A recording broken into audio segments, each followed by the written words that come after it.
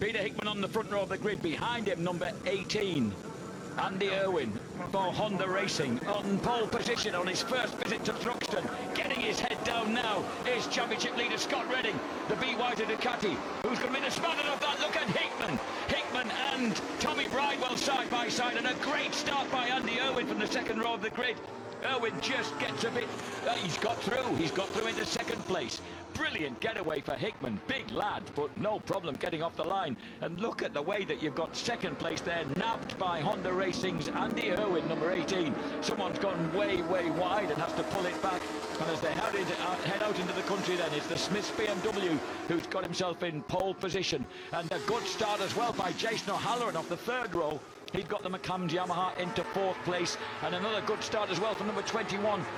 That's Christian Idden ahead of Scott Redding. Yeah, bad start for Scott Redding. He aimed the bike for the apex of turn one, which is the right thing to do here. Didn't do much good. The launch was average, and now he's down in about 6th or 7th. He actually got beaten up at the complex as well. Just didn't seem ready for the aggression that was going to be displayed around them first three corners. And Taron McKenzie, look at this, Taz. Welcome to the commentary box once again after your debut at and Irwin takes the lead, just sails through as they go into the club chicane. But Taron, your teammate Jason O'Halloran looking very lively as a bit of shunting goes on at club. The McCams Yamaha looking good in third. Yeah, Jason's had a really solid weekend this weekend. I think he definitely found a bit of pace this morning in warm-up, so hopefully he can try and get his first podium of the year. Yeah, Jason showed well here before. I thought it might be a circuit he likes. It's very different in terms of setup and nature of circuits. So sometimes if you're having a hard time everywhere else, you can come here and seem to go quite well, and quite the opposite sometimes. That was a swinging move by Peter Hickman to retake the lead as they shot through Allards and into that big swooping left-hander. Got on the inside of the Honda and retook the lead as they went into the complex. Yeah, Hickman's funny around here. It doesn't matter what's happening to him rest of the season. He's having a reasonable season anyway, but he can be having a really bad season for whatever reason, and he can come here and be really competitive. He could get a child's bicycle round here fairly quick, could Peter, I think. And you can see that Whitten moves inside Jason O'Halloran. Brave move on the Tyco BMW as they come through Church. So Idden then moves into third place. He knows he's got to keep in touch with those two guys in front because they're the ones who are battling over potential showdown places right now, the front three. Yeah, Jason O'Halloran, he's one of them riders that, I mean, I've never raced with him, obviously, but in my time, if you got a rider like that, a gentleman and a kind of fast, but I don't know, he's always the type of rider you'd have a go at any way you caught him, you know what I mean? You just think, oh, I'll have a bash here. Just because it's him, it's a bad thing to say, but you just, yeah. No, you don't see a lot of aggression coming back sometimes, but stunningly fast rider at times as well. Behind him, incidentally, you've got Bridewell, Redding, Buchan having a good ride from 12th on the grid. Glenn Irwin's in 8th, Brooks is in 9th, Ryan Vickers goes 10th ahead of Xavi Forrest and Luke Mossey. Vickers there out of the seat a little bit. He lost the front. There's a little bump right where you fell off. Sorry, James. It's all right. I wondered what you'd done there. I thought maybe it was Forrest who looked out of shape that time.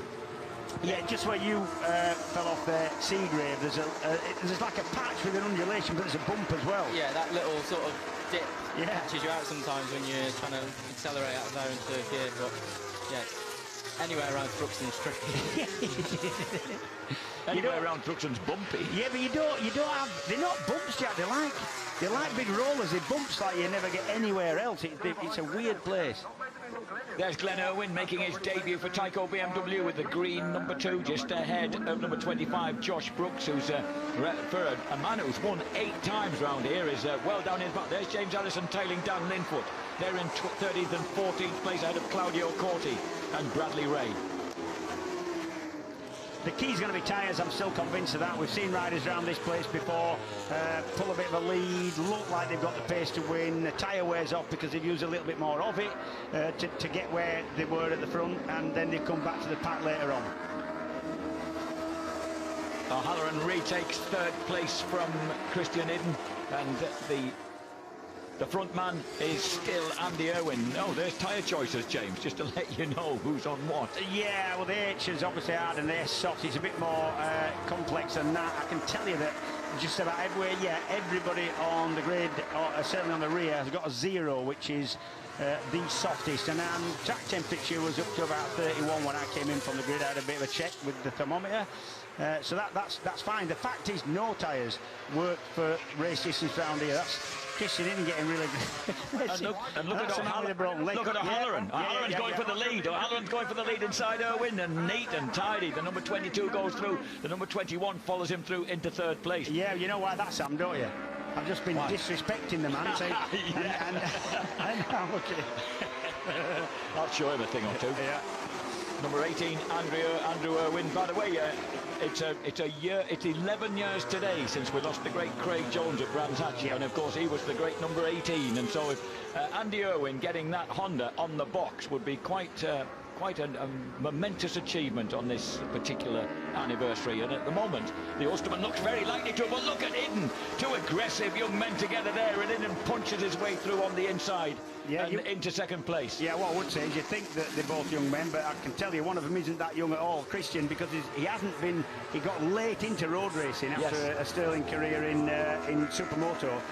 But he's not young. He's 30 plus now. He's Christian. Still rides like a teenager, though. Yeah. None of the top 4 riders out there right now have had a podium this year, never mind a win. And Tommy Bridewell in 5th place hasn't yet tasted victory, as we see Christian Iden move to the front.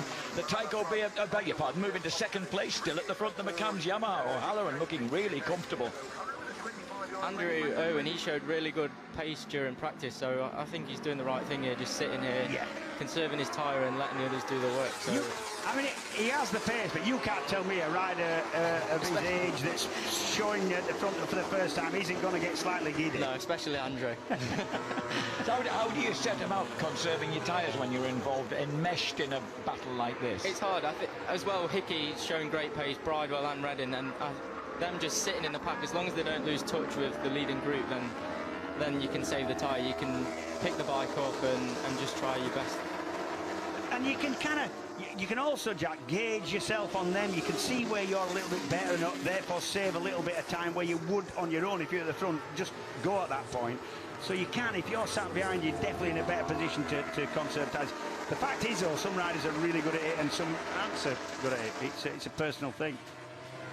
I'm just intrigued by what Taz has just said about the way that Redding and Bridewell and Hickman are just kind of sitting in there, very much in touch with the leaders, but not getting involved in this huge scrap at the front.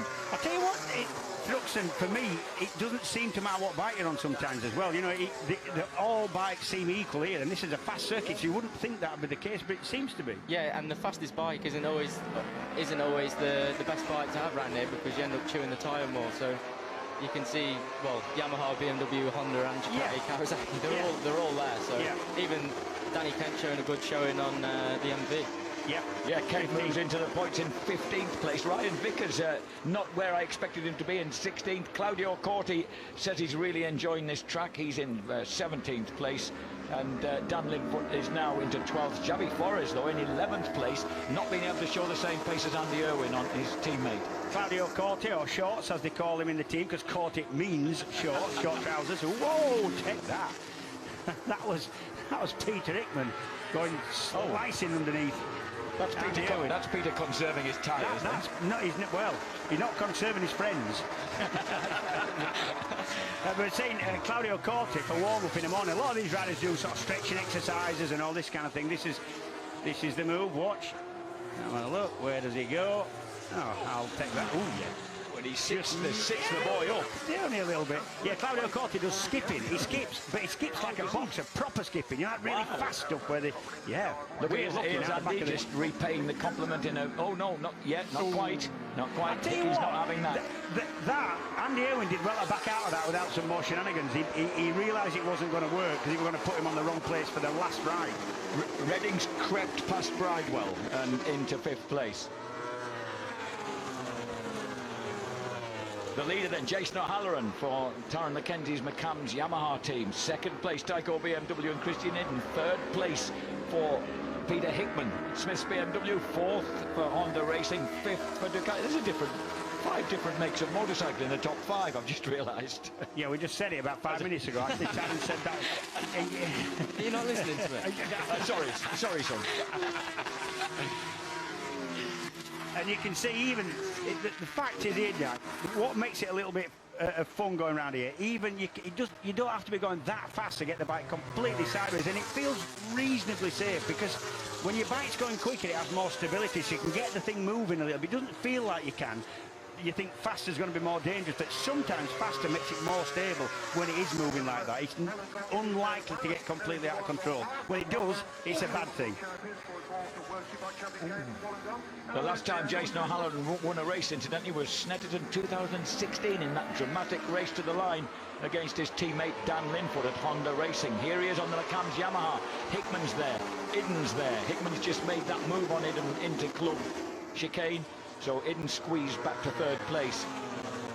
Peter Hickman, incidentally, congratulations to him. He was, we've got to call it.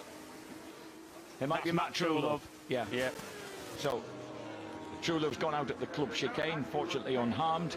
Bike looks fairly unharmed as well. I don't know if he's done run straight on or maybe crash. If you get wide there and you are going fairly quick, it's dirty. It's so much dust and gravel out there. It's easy to slide off.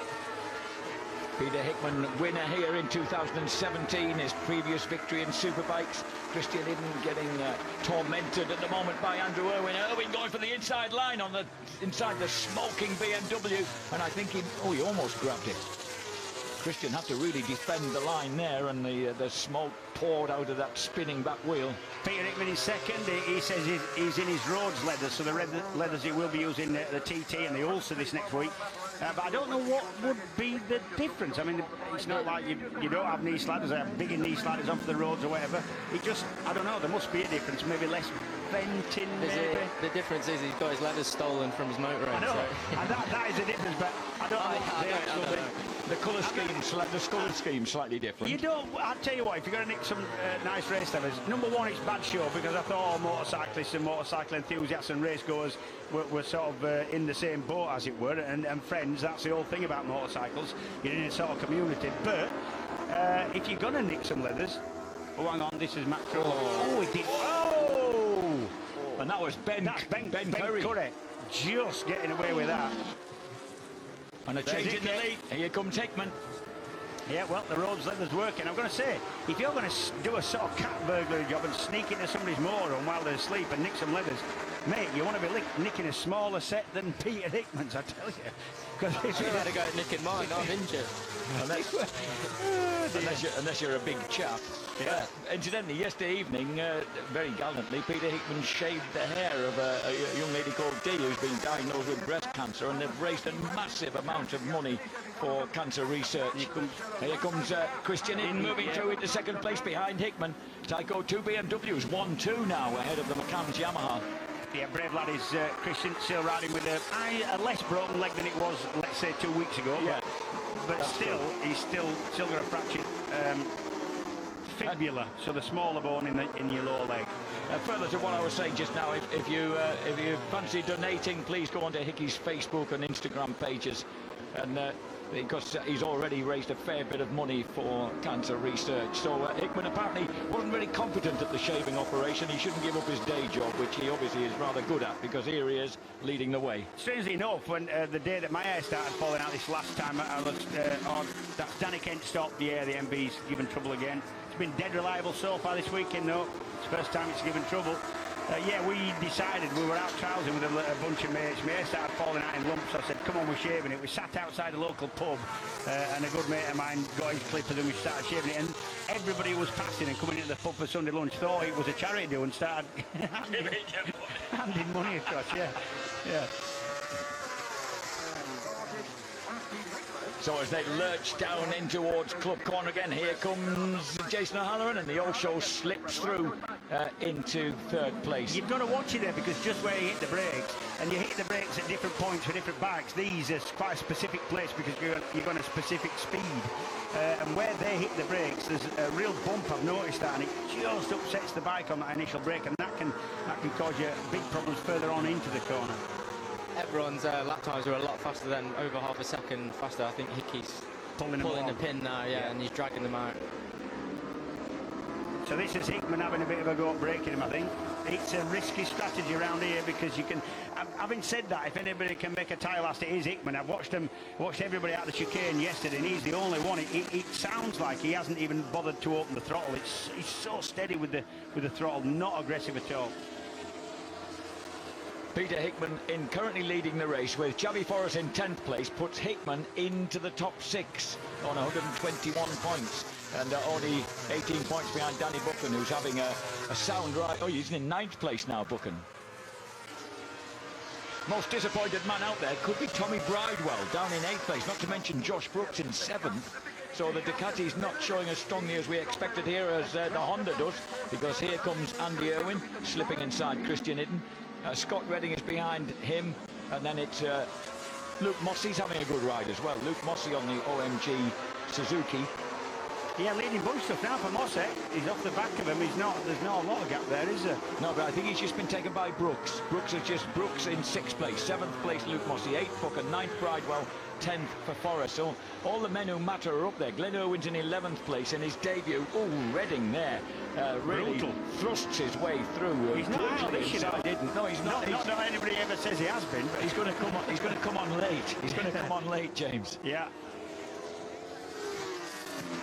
I couldn't hazard a guess at what the crowd is today, Jack, but all I can tell you is I've been coming here and racing here 30 years. This is the move. Look, Redding underneath. That's clean enough. He gave him a little bit of room. It looked a bit worse because he ran a bit wide, got on the dirty stuff and got a bit of a slide. Both wheels did. Christian at the same time. So it's probably the biggest crowd I've ever seen here. As they come stonking out of church, then the 160 mile an hour entrance are there, and then up towards tickling 200 miles an hour as they hit the brakes. Andrew Irwin goes through. Andrew Irwin goes through into 2nd place. So Irwin through into 2nd place. Danger man is definitely ready. Christian Hidden's got punched back because Brooks has got in there as well. So Hidden's struggling a bit at this point in the race and shedding places just when he didn't need to. We're on the 14th lap of 20. Yeah, Mossey's just gone underneath Christian Hidden as well. Who's your money on then, Taz? Yeah, I'm annoyingly going with Scott. Why annoying? Because he's just so strong at the moment. He can turn up to any track. Thruxton is the most bizarre track, I think, in the UK. I agree. And he's turned up and he's fast straight away. So massive respect. And I think Josh is so clever. He's won a lot of times around here, so I'm sure he knows what to do. Yeah, and he's coming through. His lap then was wasn't too bad compared to the leaders then. So. That was a 1:16.6 for Hickman, 1:16.3 for Irwin, 1:16.8 for O'Halloran, 1:16.4 for Redding. And of course the fastest lap classification decides what happens set up for the second race with Irwin on pole ahead of O'Halloran and Brooks. And James Ellison in 4th place, 1:16.02. Yes, that'll work. It's on our timing screen. Don't question the man. He can ride a bike. He just forgot for a bit. He's just dropped to 14th place behind Bradley Ray. That's why I'm a bit surprised. Yeah, so that's the thing. He probably did that time with the tyre. If you're not very confident or you're having a bad time, if you've got a good tyre, you can instantly go quick and then not know what to do when you haven't got any grip. Grip is a good thing, Jack. So hang on a minute, that looked a bit dodgy from Redding, but it wasn't. So Redding now picking them off, and the only man ahead of him is the 24-year-old Andrew Irwin from Carrickfergus, based in Ballymena, the youngest of the 3 Irving boys. When you look at Redding riding, especially when it's a change of direction, maximum lean angle to maximum lean angle, instantly it's completely confident in the front end there, bang, and it goes in, and you don't see that often. Ben Curry, I think, is into the pits. He had to take evasive action, of course, when Matt Trulove went down. Meanwhile, Irwin leads the way. Redding has very confidently picked his way through on laps 13 and 14. He's made his moves. O'Halloran moves past Hickman now as well. So Hickman now will be under fire from Josh Brooks on a booking, weaving BYD Ducati. He's going to get round the Smiths BMW and moves into 4th place. So Brooks is not out of this at all. No, I think Brooks 5 laps to go. I think Brooks is biting the string because it's his teammate tantalisingly close in front and pulling him through. Brooks is digging deep here. So the 36-year-old from Bringelly on the suburbs of Sydney now through into 4th place. Jason O'Halloran still there in 3rd place on that blue McCann's Yamaha. behind them. Mossy having a great ride for OMG Suzuki. He's 6th, Buchan 7th. Bridewell up to 8th. Idden's got pushed back to 11th. Yeah, Mossy always liked this place. The only thing that put him off was that horrendous crash in practice a couple of years ago at the start and finish, when he just let the rear wheel tickle the grass and it literally threw him the length of the start and finish. And that did put him off, and it would put you off. But he's always liked the place before that, as Mossy. Do you know who's suddenly showing? Chubby Forrest. Morris is suddenly right on the back of Mossy, Buchan and Bridewell, and looks to be on the move. Javier Beltran looking on anxiously from the Honda Racing Garage. And look at this, O'Halloran, is he managing to get underneath? He is getting underneath Scott Redding. Have that. Look at that, 16 laps of 20 gone, and the group gets bigger. So Jason O'Halloran, the 31-year-old, originally from Wollongong, close enough run. He's gotten through into the lead. Beautiful move then. Oh, Jason's not aggressive enough at all. Look at this. He's really putting on a show here. You know, oh, and look at this. Brooks ahead of Redding as they go into the club chicane. I've been kind of misrepresented there. Yes, yeah, I'm sorry, James. I don't want to make it into anything he wasn't. What I mean is, he's a gentleman. I'm not saying he's really quick, but his moves, you look at his moves, they're always clean and well thought out, and nobody ever has to move offline. That's what I'm saying, he's a gent. Look at this. Danny Buchan's on the back of this queue now. The 6 of them have just broken slightly clear of Luke Mossy, who's now been taken by Tommy Bradwell. Pace has dropped back up to the high 16s and low 17s. And last lap, they all seem to bunch up, but now you make one pass at that complex or the last chicane, then it can just break the group up again. So. And Glenn Owens into the top 10 for his debut with Tyco BMW, having parted company with the Kawasaki outfit. Look at the front 3 here. What exhilarating stuff. We're on the 17th lap of 23 more laps to sort this out. And right now, O'Halloran, who hasn't won since Snetterton 2 years ago. Look at this. What a race. Unless you can get away, which I think Jason thinks he might have a go at this. With the laps running out, you've got to assess how much tyre you've got left. See how long you think it's going to last-ish. And then if you think you can have a go and push the pace, if the pace has been a little bit subdued, and I think Jason thinks he can go. Oh, 2 big fellas together there, all 6 foot, well, combined, about 12'6" of them. And it's Danny Buchan trying to ease his way past. What they're going to do, a circus trick and stand on each other's heads. Yeah. A combined height. Bridewell into 7th ahead of Mossy, now 8th, Forrest in 9th. And the problem is, if O'Halloran can't get away, he's put himself in a really bad position, I think, with 2 or 3 laps to go. He dropped the hammer again, 16-1 on that last lap. It was only 0.3 off his fastest lap. Yeah. But is it going to work? Yeah. Yeah, because Irwin did 16-1 behind him, Brooks 16-2, Redding 16-3, and then a drop to Hickman on 17.2. Yeah, I mean, you can tell what O'Halloran was thinking. He's thinking, hang on a minute, everybody's going slow, laps are running out, I'm going to have a lash at this. But if that plan doesn't work, then you've just sort of played all your cards, if you like, you know, you've let everybody see what you can do. Dare I say that Brooks, 8 times a winner around here, looks to be in the strongest position just now. I wouldn't write Redding off either. No. We know how tough he can be. We've seen that a couple of times this year if he comes to a last lapper. Oh my God. Hang on a minute, how do you put your foot brakes hard on when it isn't even on the ground? That last bit, if you go tight and that last bit of the back straight, it kicked right up. Does it? Yeah, you do a wheelie or the back goes light, but that's obviously, Andrew explained it perfectly there. Yeah, it didn't look pretty, that, did it? But no. Not so much explained as illustrated. And Redding had a big moment there, coming on to the start and finish straight through Allard. Right, so right in behind them, so any one of these 4 can win this. Oh yeah, you're right, but all Andy Irwin can do now, he's found himself at the front and he has to just push on, hit his marks and expect things in certain parts of this track.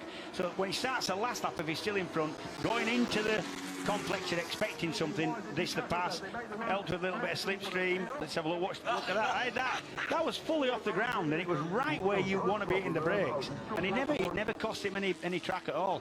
So all he can do now, hit his points around the fast up as quick as he can and defend a little bit on the last lap if it's still at the front. Ooh, Brooks carves underneath. Underneath O'Halloran as they go through Church now. It's the dash for Club. You'd have to think that a car has the speed. You'd have to think. We've seen that. And here comes Redding down the outside, round the outside of the old show, and he makes that work. So Redding comes through behind his teammate, the Ducati's 2-3. He sounded like a Western dancing announcer then, round the outside. Hickey's coming back to the... Yeah, I was going to say, Hickey's... That's the last lap. Yeah, last lap just started now. So this is it. 5 riders involved. The final lap of Bennett British Superbikes race 1 here at Thruxton. The fast... Oh, and that move again. He's failed this time, though, he's Jack. gone He's wide. failed. And he's No, he hasn't. Oh, hang on. That's what I'm saying. He can push when he needs to. Can Redding? Redding's got a shoe in here. So Redding has made his move. Has he made it at exactly the right time? He's Andrew Irwin. The two of them were together when Redding set his fastest time. Look at this. And he got it stopped. He's so good on the brakes. We saw that at Donington. Little bit wide there, but toughed it out. Now his team, he's got his target man is number 18, Andrew Irwin on the Honda Fireblade. Yeah, and I think if Redding can put himself in the right position out of church, he's going to have the speed with the bike. What do you reckon? Whoa! Halloran gets underneath Brooks. That'll have startled Brooks and puts him out of a position to attack his teammate. Andy Irwin might win this. It's going to be tough for Redding to slipstream him now. Oh, and here he comes. Oh, Redding's going round the outside. Irwin's going to try and head him off. Redding goes way round the outside into the club chicane. Andy Irwin, is he headed for his first victory? He is. The number 18's going to do it. Andrew Irwin takes victory. Scott Redding second. Brooks third. O'Halloran, Hickman, Buck and Forrest Bridewell. And what elation in the Honda camp. Elation on the Honda Fireblade. The 24-year-old Northern Irishman beats the former MotoGP star. What a fabulous finish. What a fabulous result. And R.I.P. Craig Jones. You are remembered with the number 18 taking us an extraordinary win here at Thruxton. Boys, you've got to hand it to the lad there. Yeah, you could tell what we were thinking. He just had to be clean, had to be fast, and it worked for him. Brilliant. And it couldn't happen to a nicer fella either. Yeah, that Honda has had some tough times over the past couple of years, so Andrew's just showing still that it's still capable of winning races. And yeah, he showed good pace in practice, and he put it to good use. There's more to it than that here, isn't there? You know that. You can do a lap here with a bit of grit. Look. Come on, boys. I don't want to just take me through it. Look, I'll tell you what, Redding did everything he could, but Andy Irwin made it hard for him. He went up the inside. He was right on the limits of brakes, and he just didn't leave Redding a chance. Brilliant. And your teammate Jason Halloran unlucky to lose out on third place there. Yeah, Brooks looked like he went deep into that last chicane. I think those two had to come in together last year in the first race, so it nearly happened again there. But. Yeah. So Andrew Irwin, the Ulster and Irish motocross champion of 50cc Polini in 2002, finally, 17 years later, achieves his first victory in British Superbikes. He has been victorious in British Supersport. Remember that victory at Brands GP circuit in 2017, after he'd been 12 times second before he finally won there. Yeah. So he's nothing if not persistent. What a brilliant performance by the youngest of the Irwin boys. And brilliant race, as we come to expect from Thruxton. It's just, call it a tyre war, call it a slipstreaming battle, call it what you want. It always gives a good race to this place. Wow. Well, that's left us almost, well, this enormous crowd can certainly show their appreciation of one of the best superbike racers we've seen. Scott Redding then isn't entirely invincible, which is kind of good news for us. It's good to know that he can come to a track for the first time and just to say miss out on victory. And of course he's got Cadwell Park to come, but I think all of these guys have enjoyed that race. Get your championship thing out, see where Andy Irwin is. Is that him? His teammate was 7th. Forrest. Well, he'll now have 119 points, and he'll be in 7th place. And Xavi Forrest, what position was Xavi in that race? 7th. So he got 9 points. He'll move to 123. So the gap between them has shrunk considerably. And you can see that the UK, the